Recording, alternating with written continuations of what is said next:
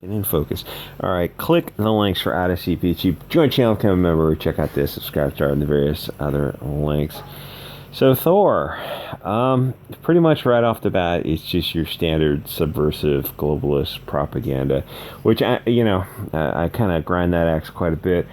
But when you watch this movie, think of it as they're making fun of these European religions and these gods and this pantheon, and they're really comfortable doing it. So just kind of swap it out and think like, would they do this to anybody else? Doesn't it feel a little like, keep that theme in mind when you watch it, from the first 5 minutes to the middle of it when they're meeting Zeus, Russell Crowe. Think how they treat them. Think how subversive that is, and then you gotta think of the people who are making these movies. You think like, would they do it to any non-European religion or ideology? And it's like, they wouldn't. So now keep that in mind. Think like, look at this movie and think, this is weird. Why are they the way they're really doubling down on it? You watch the movie with that in mind, and you'll know what I mean. A few minutes into it, you'll think, oh, this is just don't grind the axe too much. And then you get halfway through the movie, like, oh, it's real. It's like. And like once you see it, you go, you start seeing it everywhere. It's confirmation bias. No, you start seeing it everywhere because it's there. Just turn on your TV for like an hour during the day with a piece of paper and a pencil and make notes on the commercials you see, or make notes on anything you see. Just start making notes. Like, don't just watch it and let it like glide over the consciousness, the subconsciousness. Like, get a piece of paper and write down who's the protagonist and the antagonist. I mean, loosely in the stuff you're seeing. It's like once you see it, it's like the They Live glasses, but you can't take off the glasses. You just can't go back to sleep, which is the way of the world, unfortunately. So, standard globalist subversive propaganda, like just right off the bat, not worth watching. Absolutely not worth paying for. But really, almost nothing from the mainstream is worth not just paying for, but not even watching for free. It's if you're not making a video to laugh at it, you're not missing much. Except I will say that people really enjoy the characters, which are very enjoyable characters. They spent 20 years building these characters up. These are well-known movie stars, and not only just the individual like people like movie stars, and they also like characters, and they also like specific movie stars in certain roles, and they do the role very well. So for that aspect, it's like I think it's going to hit $1 billion because there's a lot of that, I don't know, member berries and nostalgia going on. So because of the characters itself, the characters that you enjoy are in a very bad movie. And then they have a soundtrack. You've got a couple of GNR songs, which right off the bat work really, really well. So there's a ton of nostalgia, but it would have been like to waste those songs in a movie this mediocre, where it's like they play the opening riff of Welcome to the Jungle, and it's like it should be for this epic battle. But I thought Marvel was kind of over. When 3-4 years ago, one was that last big war movie, Civil War movie. They fought the final battle. It's like I think in the back of my mind, I kind of expected, they're gonna, I don't know, move on. I guess the reason they had that final battle a couple of years ago is because they wanted the actors to be young enough.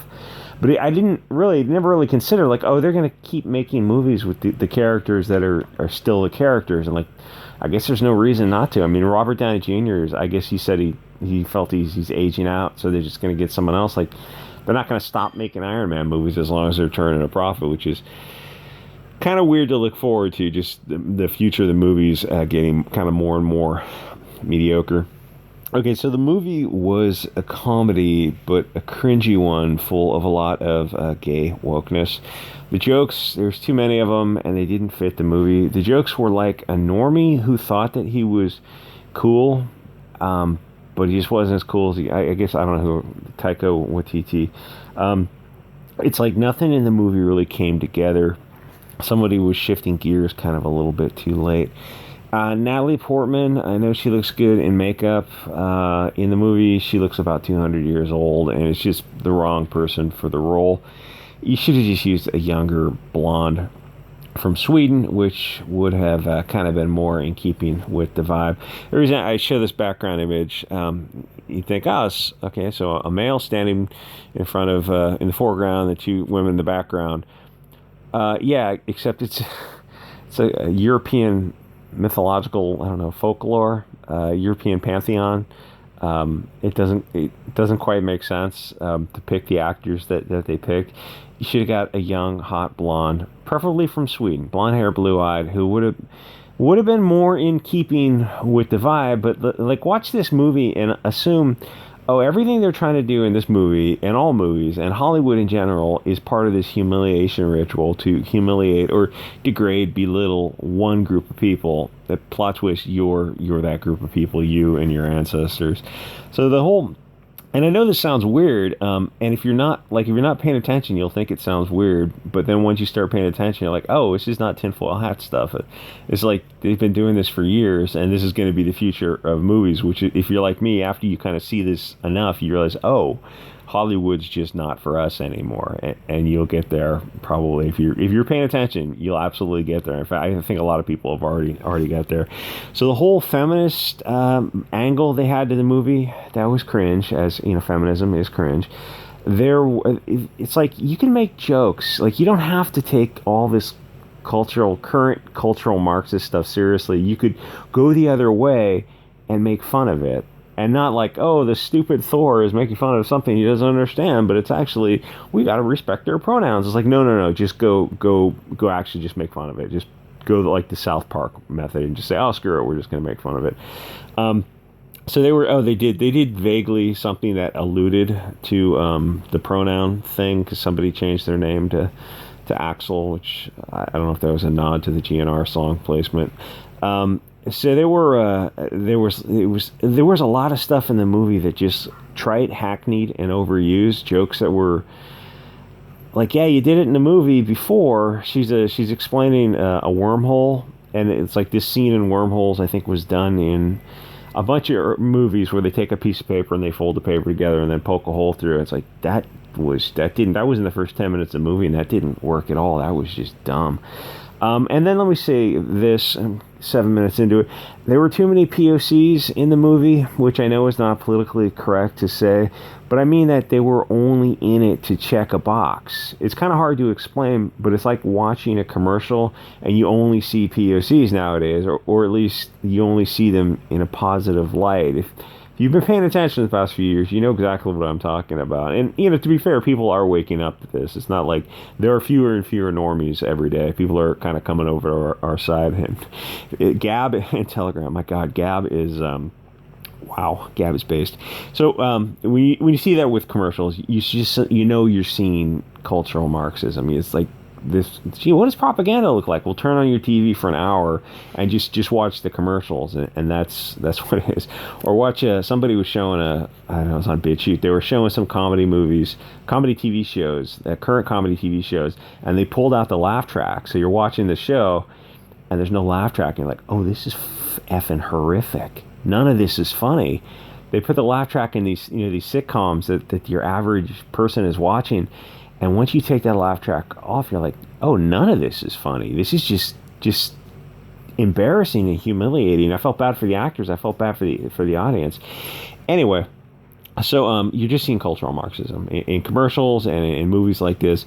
You're looking at this movie, and eventually you'll catch on, like, oh, this is a European pantheon, so why are there non-Europeans in it? It doesn't make it's Scandinavian. At least one part of the movie has got the Scandinavian gods, and then the other one's got the Roman gods, and they're in the house of the gods. So how does that work, and why would you want to squeeze it in there? Why would you want to make it work? Are you going to get Chinese people in Wakanda? And there's a scene in I don't know if you ever read those Shuri or Wakanda Black Panther comic books where they visit their own pantheon. They go to the spirit realm and they talk to their ancestors. So imagine if you're putting, oh yeah, we're going to have some Irishmen who are going to be in the house of our ancestors. Well, it's set in Africa. That doesn't make any sense. Well, it doesn't make any more sense when you do it to a European house of the gods and put Africans and non-European people. It's like, oh, you can't say that. It's not politically correct. Yeah, but why'd you do it? The answer is because they hate you. It's part of a humiliation ritual. I don't know if this is too base for YouTube, but that's what Odyssey and BitChute are for. Anyway, so globalist historical reimagining only seems to work in one direction. It's as if globalists really want to erase the beautiful people of the light and definitely demasculate men. That is just the movie is hard to watch. I mean, it's you only watch it because you know the characters and the characters are so likable, but like all the nonsense propaganda they put in there, like, oh, could you try to cuck who's the guy who plays Thor anymore? It's like they just nonstop making him look like an idiot. So I only say they're doing all these things because it's exactly what they're doing. Nobody is just going to come out and say this stuff because, you know, the culture war has made it all politically incorrect. But no, there are no Africans in a Norse pantheon. That's just globalist propaganda. They would be in the African pantheon, but just saying that causes liberals to panic because liberals are giant bleeding pussies. So cucking Thor and making him simp for a 40-year-old woman is absolutely insane. She's not hot, and she seems like a massive pain in the ass. So what exactly is she bringing to the table? She is a professor. Most guys are not into that because she's going to be too busy. That's just the feminist propaganda about this, what they value and what they think people value, and what real world guys value and what they absolutely do not value. Youth and fertility matters to men. They don't care about some 40-year-old lady who's so busy that she doesn't have time for them because she's writing textbooks or something. Why would a guy want to be with a chick like that? That doesn't make sense. It only works in a liberal fantasy, which is, you know, what you're seeing in all these movies, and it's only going to get worse after the 2020 riots. Thor would have traded her in for a younger model. None of that part of the story makes sense, but it feels good to the people who wrote the movie. So then she has cancer. So you're trying to make a comedy show. You're trying to make a comedy that you're something that started off as a comedy, but it has these serious elements in it. The cancer, that was a mistake. You should just left that off. That's way too serious for the theme that you've created in this movie. But the thing is, the audience also actually wants her to die of cancer because that is how annoying feminists are. This movie had way too much girl power in it, and if this is the future of these type of films, I think you're going to see more and more people check out. But the movie is probably going to make $1 billion, so that means the audience are fat, stupid sheep who are just going to accept any garbage that is served up to them. Spider-Man, Batman, Thor, if the cattle pay for a global homo, then they're going to get more of it. I guess audience really are just mindless drones, which I guess if you like the movie, you're probably going to downvote and unsub from that. It's sort of disappointing not to see people demand better in films. That there is a large percentage of the audience that will just accept bread and circuses. If you're willing to settle for race and sex swap propaganda, then they're just going to continue making those movies. You've got an Israeli female Thor and then an African Valkyrie now. So maybe in the future all the characters can just be trans and POC, except of course for the bad guys who will be blonde-haired, blue-eyed, out of Aryan central casting. Because to Hollywood, every movie is a chance to relive World War II. Enough already. Just walk it off and move on. The audience is way bored with that theme. Will it ever reach a point where it is too much for the average normie soy boy? I really don't think there is a limit on what humiliation a soy person, I mean, because there's soy boys and cat ladies, you know what I'm saying, where they will reach their limits. I don't think they will. I think part of them maybe enjoys it. Maybe it's like a kink for them to watch bad movies. Maybe they think that they're owning the Chads by loving this crap. I reached my limit a few years ago. So I went sailing the high seas for this because, you know, I enjoy cringe farming, and I knew that this was going to be bad. I saw the previews. This is going to hit $1 billion, and this is going to sound like copium, but I think that the next films are going to kind of take a hit. What I mean by that is, like, Captain Marvel hit $1 billion, but you notice that there's no sequel yet. Probably because if they did make a sequel, Captain Marvel Part 2, maybe they will with Brie Larson. There's no way it's going to do as well as the earlier film. The only way they could hope to come close would be if they did what they did here, is have an ensemble cast where you're going to see all these other characters, like Captain Marvel 2 with somehow they got Spider-Man. I think Spider-Man's owned by Sony or something. It's like, something like that, something bizarre, like Captain Marvel 2, but with Deadpool. It's like, yeah, that would probably hit $1 billion because Ryan Reynolds is such a likable character. So is it Chris Evans? I don't know. The Thor guy is very that's guy says Chris Evans or Chris Helmsworth. Very likable characters. It's like that's the only thing that saves this movie. The two GNR songs in the first 15 minutes of the movie were cool, and the likable characters. Like, other than that, like, oh god, feels like not only Disney is out of ideas, but it feels like all of Hollywood is out of ideas. I mean, I keep saying that. Eventually Hollywood is. There's been more misses than hits. Like, I named this is going to hit $1 billion. Spider-Man and Batman hit $1 billion. But if you look back over the past 3-4 years, there's been a lot of underperforming films. And what did the BuzzFeed article say, or the Mary Sue article say? It goes, Ms. Marvel it's on, I guess this is Disney Plus, right? They go, it's the best show. It's such a great show. How come nobody's watching it? Because the only people who think these shows are brilliant are people who write for BuzzFeed and Mary Sue, or Rachel Leichman, who actually does have one funny video on YouTube where she does an Indiana Jones thing, but she's like 200 pounds and she's doing this thing. It's really funny, but it's not quite funny for the reason she thinks it is. Anyway, I don't know if this is too much for YouTube. Like, comment, subscribe, support channel on Subscribestar if you wish, or join us over on Gab and Telegram where like, if you think this is politically incorrect. This is politically incorrect to the point that I think it'll still make it past the algorithm, but Gab and Telegram are like just it's just pure unfiltered, and they're so much fun. Anyway, I'll see you guys all next episode.